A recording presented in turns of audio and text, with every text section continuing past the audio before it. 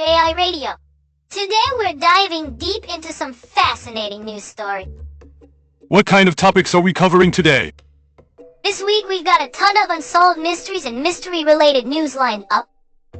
Oh man, mystery fans are gonna love this. Our first story is about NHK's latest installment in their Unsolved Cases series.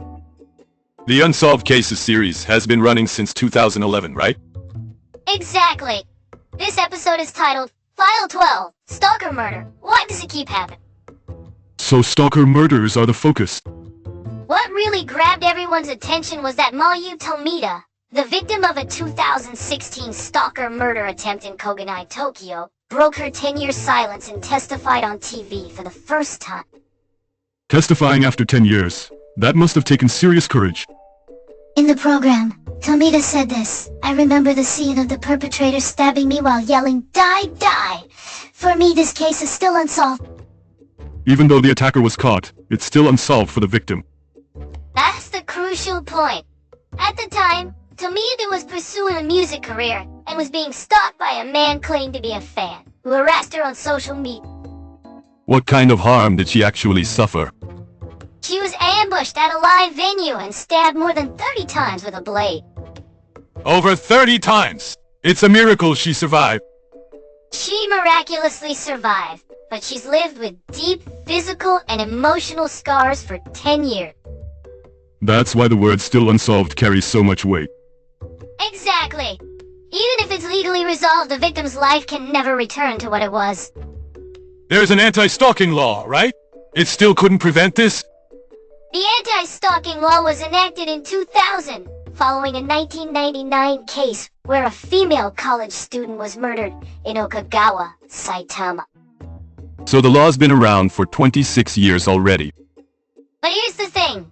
Even 26 years after the law was created, the number of stalking crime arrests hit an all-time high. You mean, it's increasing instead of decreasing? That's right. In April 2025, a 20-year-old woman in Kawasaki, who had repeatedly reported stalking by her ex-boyfriend to the police was... Even though she reported it, they couldn't prevent it.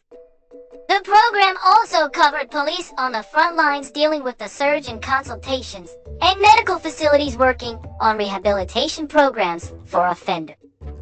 What do these rehabilitation programs for offenders involve? They went into detail on the show, but basically, it's about not just protecting victims, but also approaching the psychological side of offenders to prevent repeat offenses. I see, they need to tackle it from both angles. The program was hosted and narrated by announcer Mayuko Wakuda, with experts in the studio for a live broadcast diving deep into the issue. A live deep dive means viewers can think about it in real time together. Now, here's a story about a 43-year-old murder case solved through DNA genealogy. 43 years ago, a case that old can actually be solved? It can! The San Luis Obispo County Sheriff's Office announced it on January 21st, 2026. What was the case? On November 15, 1983, a suspicious van was discovered on the shoulder of Highway 1, about 5 kilometers north of Hearst Castle. Hearst Castle. That famous castle, right? Yeah, the California tourist attraction. Inside the van, they found the body of Dorothy Toby Tate, who had been shot in the head. She was 41 at the time. Shot inside the car. Tate lived in Estes Park, Colorado, and was on a solo road trip to California to celebrate her aunt's birthday. She was traveling alone. Was she on her way to see friends in Los Angeles? That's right. Tragedy struck while she was passing through San Luis Obispo County. Didn't they find any suspects at the time? A blood sample from a potential suspect was recovered from the scene, but the technology at the time couldn't identify them. And 43 years later, it got solved. Detective Clint Cole, who handles cold cases, reopened the investigation and thoroughly reviewed the original evidence, reports, and forensic material. That's painstaking work. In 2023, the Sheriff's Office partnered with Othram, a DNA lab based in the Woodlands, Texas terrain.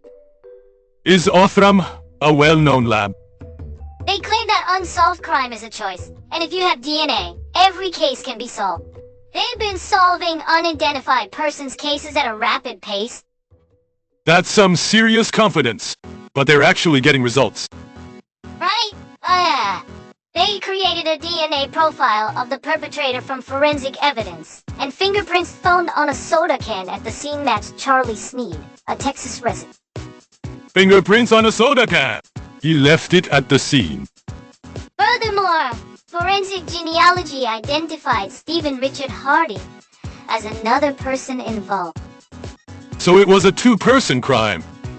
The DNA comparison was confirmed through matching with close relative. Genealogy is a method where you compare the perpetrator's DNA with genealogy databases and narrow down the culprit from distant relatives. So even without the perpetrator's own data, you can identify them from relatives' data? Exactly. The motive is believed to be robbery or theft.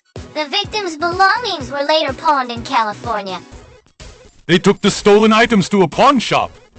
However, Hardy and Sneed were living in Texas at the time, and both are now deceased. So they can't be brought to trial. That's right.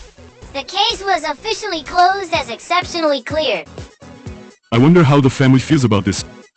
Tate's sister Priscilla said, "I've been living with ghosts for 43 years. Now there's closure, and she can rest in peace." They wanted to know the truth for 43 years. Solving cold cases through DNA technology is really accelerating now. Are there other solved cases? In Lexington, Kentucky, the November 1998 murder of Linda Marie Rutledge was solved after 27 years using ballistics and DNA evidence. A 27-year-old case can be solved too. The suspect, Robert Eugene Brashers, had actually already died in January 1999, but was identified through DNA. The perpetrator died 2 months after the crime. In Berkeley, California, family DNA searches led to the arrest of suspects linked to 7 sexual assault victims over 14 years. It's helping solve sexual assault cases too. Now, let's switch gears and talk about a space mystery. A space mystery? There's news that the CIA gave a global response regarding the interstellar object 3I at. What's a global response? It's a response that says we can neither confirm nor deny the existence or non-existence of records. It's usually used for highly classified military assets. Wait, they give that kind of response about an astronomical phenomenon? That's the mystery. On December 31st, 2025, the CIA gave this response to a Freedom of Information Act request for records about 3 Atlas. First, what is 3 Atlas? It's an interstellar object discovered on July 1st, 2025 in Rio Hurtado, Chile. It was confirmed as the 3rd ever interstellar object after Oumuamua and Tuai Borisov. Interstellar objects are things that came from outside our solar system. Right, objects that flew in from other star systems. According to NASA Hubble Space Telescope observations on August 20th, 2025, the nucleus diameter is estimated between 440 meters and 5.6 kilometers. That's pretty big. At discovery, it was moving at about 220,000 kilometers h, and when pulled by the sun's gravity, it accelerated to about 246,000 kilometers at perihelion. That's incredible speed. The FOIA request was made by John Greenwald Jr. of the Black Vault, and Harvard astrophysicist Avi Loeb has raised questions about the CIA's response. What kind of questions? Professor Loeb said, NASA officials stated definitively at a press conference on November 19, 2025, that 3 Atlas is undoubtedly a comet of natural origin. So why would the CIA classify even the possibility of records about a natural comet? True. If it's just a comet, there's no need to classify IT. The professor speculates that some government officials probably wanted to confirm that 3 Atlas wasn't a black swan event, an unexpected major incident. They wanted to verify it to avoid panic. Right? To avoid panic, social unrest, and financial market instability. Hiding related records from public release makes sense from that perspective. But if it really is just a comet, there shouldn't be a need to hide it. NASA claims 3LEA is just a comet, but some unusual features have been noted. Unusual features? There's what's called an anti-tail pointing toward the sun. How this is maintained while penetrating the solar wind for hundreds of thousands of kilometers remains a mystery. So it's behaving differently from normal comets? Also, strangely wobbling jet structures within the coma have been discovered, suggesting a rotation period of about 15 hours and 30 minutes. That's mysterious. It will make its closest approach to Jupiter on March 16, 2026, at a distance of 53.6 million kilometers. Detailed observations during this opportunity are expected. I'm looking forward to the March observation. Next up, Russia's Doomsday Radio UVB-76 broadcast Swan Lake. Doomsday Radio. That's a scary name. Also known as the Buzzer, it's a mysterious military radio station that's been operating for over 50 years. 50 years. What does it broadcast? On 4,625 kgs, it normally transmits a buzzing sound about 25 times per minute, 24 hours a day, 365 days a year. Just buzzing sounds constantly? For what purpose? It's believed to be operated by the Russian military, but it's never been officially confirmed. That's what makes it a mystery. So they broadcast Swan Lake. On December 30th, 2025, it interrupted the usual monotonous buzzing to broadcast Tchaikovsky's Swan Lake. Why Swan Lake? This piece is known as a traditional signal of government collapse, or coups, repeatedly broadcast on state television during the 1991 Soviet collapse. Wait, so it's a signal that something big is happening. Multiple theories emerged worldwide. Some claimed hackers invaded the frequency, while others feared the activation of Russia's nuclear retaliation system, Dead Hand. Dead Hand. A nuclear retaliation system? Calm down. Actually, besides Tchaikovsky, All Republic's Counting Stars was also broadcast. Pop music too? That's weird. Right? But that's why internet trolling or pranks are also suspected. I hope it was just a prank. Experts assessed that real launch orders would be sent via coded voice messages, not music. So it's likely psychological operations or interference. If experts say so, that's a bit reassuring. However, on November 11, 2025, there was the most talkative broadcast ever, with 24 messages and 30 different words. There were unusual activities then too. 3 days later on, November 14th, Russian state media RIA Novosti reported that a drone attack on a nearby power plant temporarily interrupted the broadcast. It was attacked? The very existence of this radio station is shrouded in mystery, so nothing that happens is really surprising. It's full of mysteries. Alright, let's bring you a song here. What's today's track? Today's song is Drone Sushi. After all these mysterious topics, let's refresh with something a bit quirky. Nice. Let's give it a listen. テクノロジーで寿司を空にそれは夢だったんだ注文してから10時秒ブーンって音がする見上げたらドローンが来るけどサビだけ先に着陸シャリは風でばらけてガリが消えた少女は空中爆破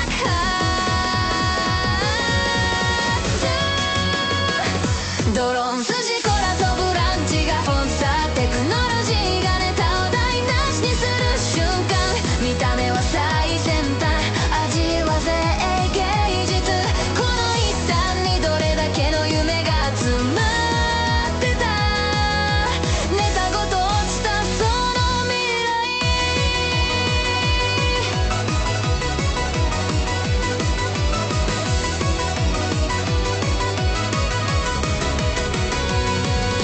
スタッフ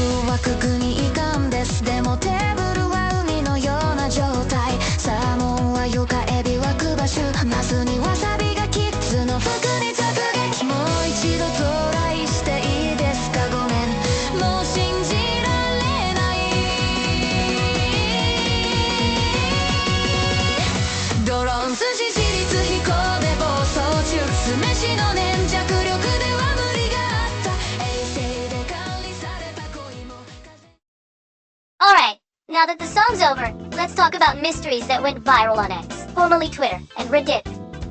There are interesting topics on social media too. On the evening of January 2nd, 2026, residents around Alamogordo and Otero County, New Mexico, witnessed an unusually bright light streaking across the night sky. UFO. That's what everyone thought. They reported a glowing trail appearing from the west just after sunset, moving rapidly and disappearing into the night. It immediately became a hot topic on social media. Was it moving differently from conventional aircraft? Some users claim so. With nearby Holloman Air Force Base, speculation spread about extraterrestrial activity or secret military project. But what was it really? A more down-to-earth explanation emerged. The light was almost certainly the exhaust plume from a SpaceX Falcon 9 rocket launched from Vandenberg Space Force Base in California at 6:09 p.m. Pacific Time on January 2nd. Oh, it was a rocket. Rocket exhaust plumes spread at high altitude, and when lit by twilight or dawn light, they can look incredibly ethereal.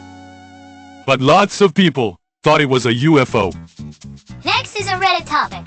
There's a subreddit called Unresolved Mysteries with 4.4 million members. A community dedicated to unsolved cases. Recently trending is the Lisa Wee's disappearance case. She disappeared after traveling to India with a man in 2019. What happened in India? The man returned alone, traumatized, and stayed isolated for 2 months. What happened remains unclear. That's scary. You wouldn't talk about it? Another is the Chapel Hill New Year's murder. Michael Crosby was killed on January 1st, 2026 years later. Murdered on New Year's and still not solved. And is an issue unique to the AI era. What do you mean? In early January 2026, a whistleblower post on Reddit's R Confession claimed to be from a major food delivery app employee, got over 80,000 upvotes, and became a huge top. A whistleblower? What did they expose?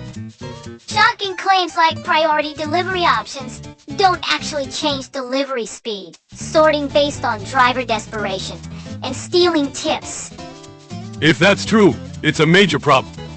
But here's the thing. The post itself and the employee ID card image the poster provided were flagged as likely AI generated by multiple AI detection tools and AI assistants like Gemini and Claude. It was all fake? It included an 18-page internal document which was also determined to be fabricated. It became a case study on the importance of verifying information in the AI era. So 80,000 people were fooled. That's right. We're in an era where AI-generated fake information can spread this wide. We need to be able to discern information critically. Next, about the death of Hunter S. Thompson, founder of Gonzo Journalism. Who's Hunter S. Thompson? A legendary American journalist known for works like Fear and Loathing in Las Vegas. He died in 25, and on January 24th, 2026, results of a reinvestigation into his death were announced. A reinvestigation? Was there some suspicion? The Colorado Bureau of Investigation released a report reaffirming the conclusion that Thompson died by suicide in 2005. So suicide is the official finding. This reinvestigation was initiated in September 25 at the request of his widow, Anita Thompson. His wife requested the investigation?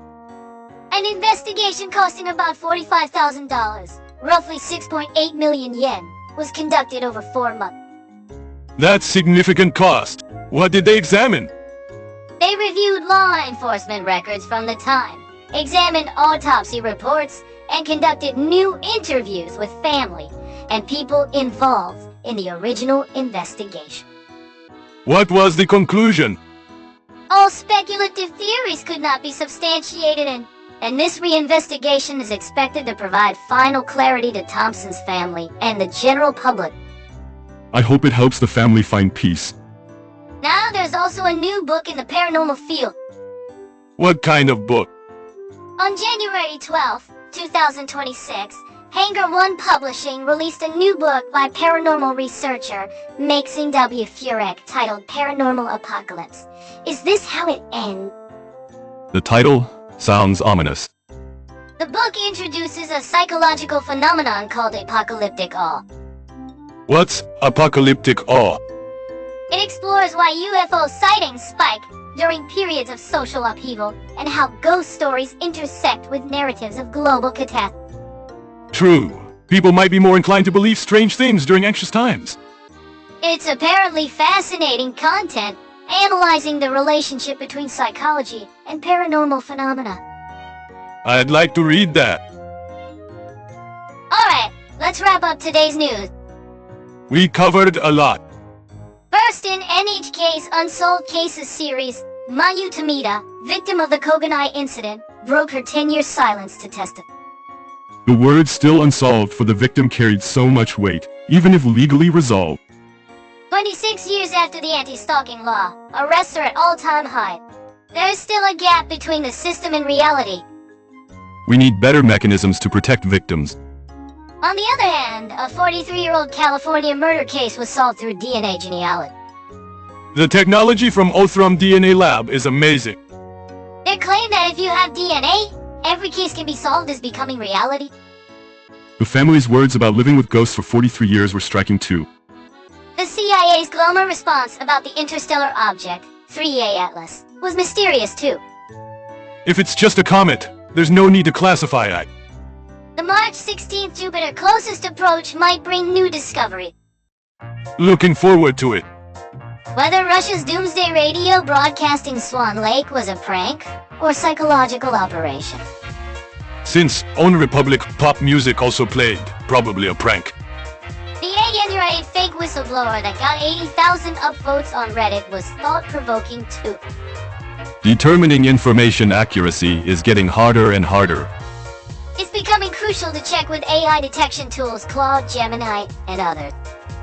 We need to be careful too. While DNA technology advances are solving cold cases one after another, AI-generated fake information is also increasing. Technology depends on how it's used. Right. Whether it's revealing the truth or avoiding deception, properly understanding technology is crucial. We had lots of mysteries today, but the attitude of pursuing truth is what matters. Which story did you find most interesting? We'd love to hear your thoughts in the comments. We might even reply directly to some commenters. Alright, thanks so much for tuning in today. That was packed with mysteries. So much fun. We'll bring you more deep news next time, so stay tuned. See you next time. Bye-bye.